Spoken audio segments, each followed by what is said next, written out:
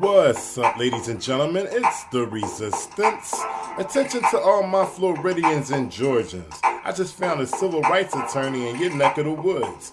John Phillips is willing to step up for the First Amendment and fight for your rights. Don't believe me? Just listen to his most recent press conference. It's the Resistance. Phillips here with Ben Frazier and some of our allies. Look, it was widely reported last week that Ben here was arrested. He went to a public meeting under the Sunshine Laws, went up an elevator into the meeting to try to have a conversation with our governor, the leader of this state. He repeatedly said, "We come in peace, we come in peace." And based upon the content of his message, he was arrested. There was no threats, there was no crimes, there was no intent to commit a threat or a crime. Instead of just allowing Ben to speak or even moving the meeting to a different room, they chose to single out Ben Frazier, arrest him, and take him off of his scooter, which he asked about, walk him down, throw him in the back of a police car, and try to figure out what charges to pin on him. Ultimately, they chose trespass. This was a violation under both JSO and ADA protocol of Ben's disability rights. This was, under federal and state law, a violation of Ben's First Amendment rights. What we have here isn't regulation of speech or regulation of whether somebody's credentialed or non-credentialed media, right? That was what they said. But you know, a couple years ago, I bought Folio. We can print our own credentials. Ben's contributed to Folio. Ben's contributed to the media for the better part of what, 40 years? 50 years. So this wasn't about whether Ben was properly credentialed or not. And so what we have here is a governor and a governor's office that has shown repeated partisanship. And that also violates Ben's federal rights. And so, you know, we have the whole thing on video. What happened after that just amplifies how bad this was when you have the Florida GOP after this tweeting, "This isn't the first time Ben Frazier is let out of a room in handcuffs. He is a well-known activist and Democrat with a criminal record. You're attacking him immediately with this proxy presidential race." Christina Pushaw then does the same thing. Fact check. You know, Ben Frazier is a bad guy. That if he had tried to pull this at a White House press meeting, he'd have interfered with the Secret Service. Ben was allowed into that room.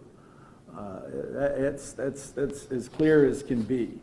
The crazy thing about this, and where you see the most hypocrisy, is this statement. 2 days later. I'm very much in favor of letting people speak their mind however they want to do it.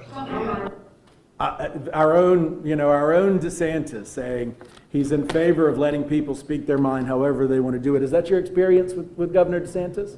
Governor DeSantis does not want to hear from black community organizers and civil rights activists. But wait, sir, hold on. Let me. If it's protecting statements like "Let's go, Brandon," letting people speak their mind however they want to do it.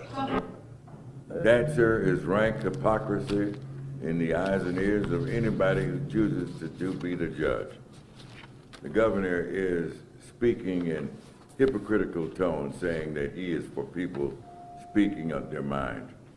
That is a lie.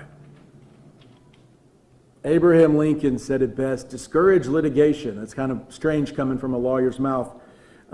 Persuade your neighbors to compromise whenever you can. As a peacemaker, the lawyer has superior opportunity. To be a good man, there will still be business enough.